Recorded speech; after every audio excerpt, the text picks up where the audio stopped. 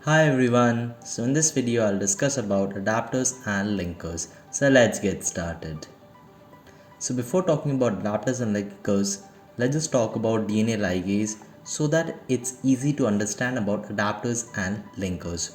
So DNA ligase enzyme which is purified from E. coli as well as from T4 infected E. coli. Alright, so there are two types of DNA ligase which are purified from E. coli, and also there's another type of DNA ligase which is purified from T4 infected E. coli. Also, so this was the first point. So second point which says that the catalase DNA ligation reaction by joining two DNA fragments together. So the DNA ligase, or the function of DNA ligase, is to just join those fragments of interest to a particular strand or a particular plasmid or any sort of vector. So talking about the third point which says that the E. coli or the E. coli DNA polymerase requires NAD cofactor by catalyzing DNA ligation reaction, and most commonly used in cohesive or sticky end ligation reactions. So this particular DNA ligase which is purified from E. coli, so which is used to produce sticky ends. So I have mentioned, or I have made a video on restriction endonuclease, so you can check that out of and understand what is sticky ends and how these restriction endonuclease enzymes recognize those sites and which lead to formation of sticky ends. Also, so coming to the fourth point which says that there's another type of DNA ligase which is the T4 DNA ligase enzyme. It requires ATP in DNA ligase reaction. Also, it is used in both sticky and blunt end ligation, which is most common and efficient enzymes.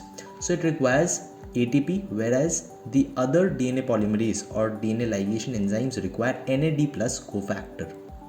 So there are two types of DNA ligase, as you can see, which are purified from different sources, and they require different cofactors as well. So talking about the mechanism of DNA ligation reaction, so in each case the cofactor is split and forms an enzyme AMP complex. So you can see in the diagram as well. So the cofactor is split, so whether it be ATP or NAD. So this particular cofactor, so in both cases you can see the ATP or whether it be NAD plus, the cofactor is split to form an enzyme plus AMP complex. So it leads to a enzyme and an AMP complex. Alright.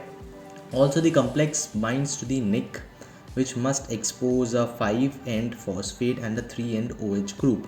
Also makes a covalent bond in the phosphodiester chain. So it's very simple. It makes a 5 to 3 end strand starting from 5 and ends to the 3 end. So it binds to the nick, which must expose a 5 phosphate. So this is the phosphate group and this is the hydroxyl group. Alright, so it makes a covalent bond in the phosphodiester chain, and when termini created by restriction endonuclease that creates a cohesive end associate, the joint has a nick a few base pairs apart in opposite strands. Also, DNA ligase can then repair these nicks to form an intact duplex. So it's just the extension of what DNA ligase can do when there is a nick formation, or whenever we need to insert any sort of gene. So let's say this is the plasmid and this is the gene of interest that we want to ligate into this. So it forms a nick like these, or it forms there are certain restriction endonuclease enzyme which cleave this part of this plasmid, and thereby we can insert or we can ligate this particular gene of interest into this plasmid. Alright, so moving with that, so talking about the term linkers. So what is linkers? So it's a 10 to 12 base pair long double stranded DNA segment with a recognition site for a particular restriction enzyme. Alright, so some of the examples of linkers are BAM-H1 linker, EcoR1 linkers, and etc. So it's a double-stranded DNA segment with a recognition site for a particular restriction enzyme. So its name is associated with a restriction endonuclease enzymes as well, such as BAM-H1 linker or EcoR1 linker. So there must be association of a restriction endonuclease enzyme. So such as in example we can say EcoR1 or BAM-H1, and we can attach the name linker to that. So this is how the naming is done for linkers. So the linker molecule can be ligated to both ends of a foreign DNA to be cloned, and then treated with restriction endonuclease to produce a sticky ended fragment, which can be de-incorporated into a vector molecule that has been cut with the same restriction endonuclease enzyme. So this can be used for treating both the ends. So you can see the diagram here. So this is the typical thing of a linker. So this is a decameric linker molecule. So it's a linker molecule in general, and this is the foreign DNA, and these are the linker molecules. All right, and along with that we have the DNA ligase for ligating the two molecules together, so that we get something like this. You can see, so both the linker and the foreign DNA molecules are together. And then we have the restriction endonuclease enzyme, which cleaves a certain part or joins these two. So it has recognition sites, or it has multiple recognition sites which are similar in these two. So these get ligated to form a single one. So you can see in this case, so it forms a single one in here, and thereby you can form a vector like this.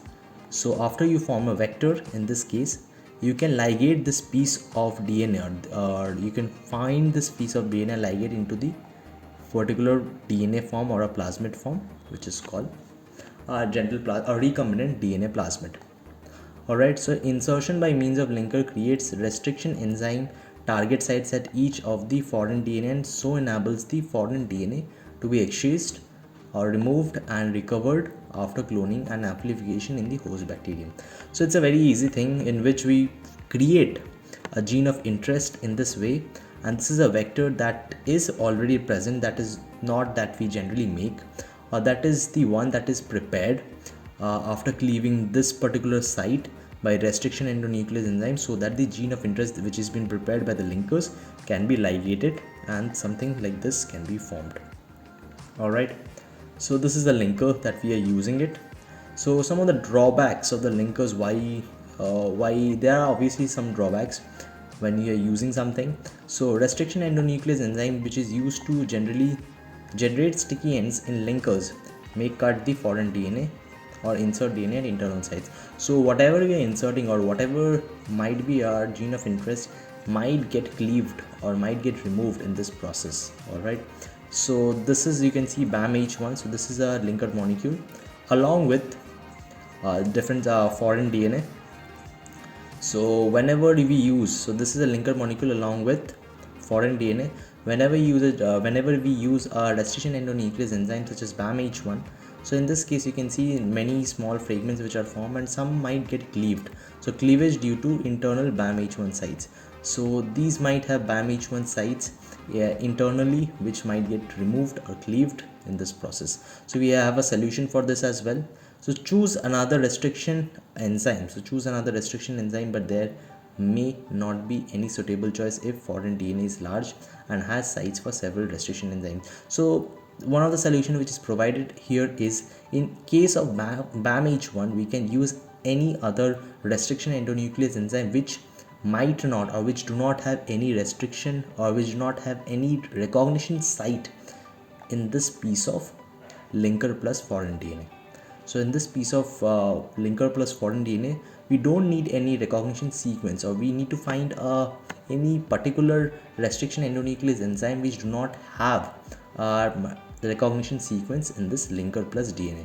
So we need to find that one in this case. Alright, and in case if this particular thing, this linker plus foreign DNA is large enough or it's big enough, it's difficult to find such restriction endonuclease enzymes. Alright, so cause the smaller the molecule, or the smaller the size of this linker plus foreign DNA, it would be easy to find restriction endonuclease enzyme which do not have recognition sites at this piece of foreign DNA plus this. And larger the piece of foreign DNA plus linker, there would be chances, or the probability of having sites, or probability of having the recognition sites would be far more than in the smaller ones.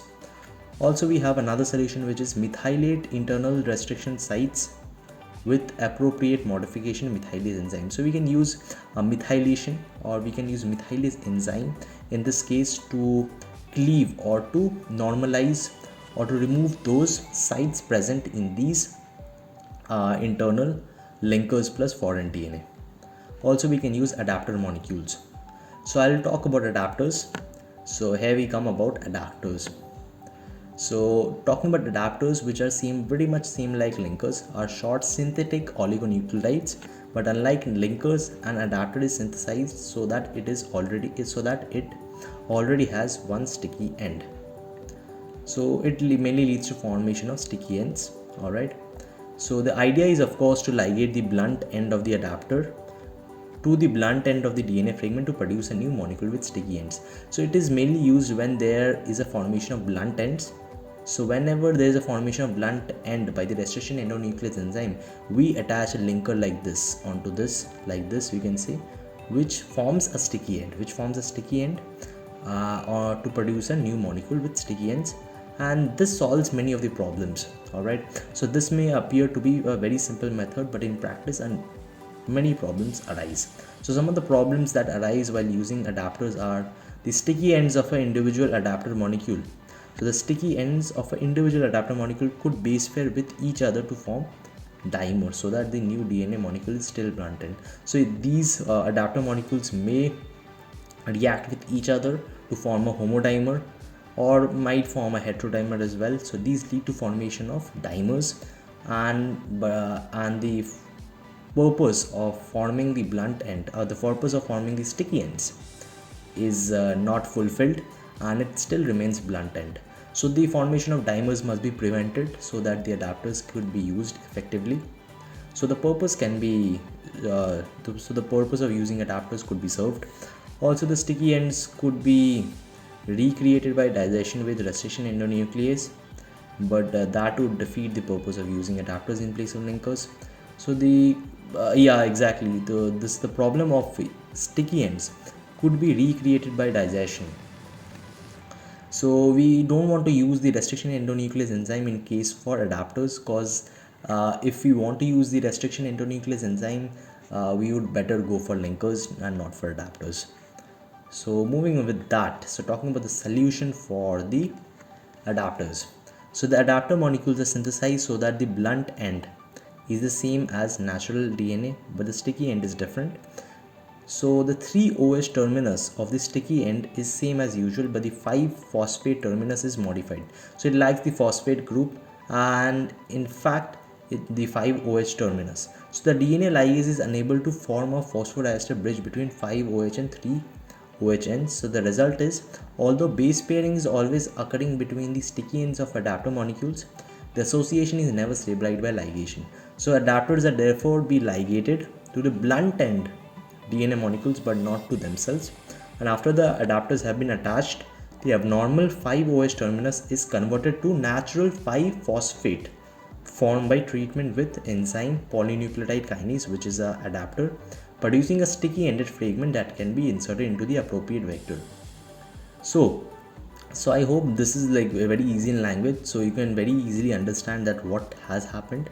So you can see that the formation of 3-OH terminus and 5-phosphate terminus is modified in a way such that a sticky end is formed, so that the ligation to a vector is easy, which is not the case with the blunt end.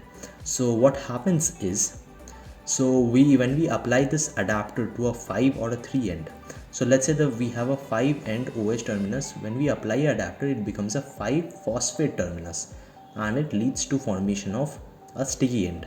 So let's say this was originally 5-OH terminus, and the other end was also 5-OH. So when we apply a 5-OH, when we apply an adapter on the 5-OH terminal, it becomes a 5-P terminal, which also leads to formation of a sticky end. It forms a sticky end to the other end, so that the ligation with the other vectors is easy. Alright, so this is another solution which has been provided by the linkers and adapters in this video. So hope you enjoyed this video, and thanks for watching.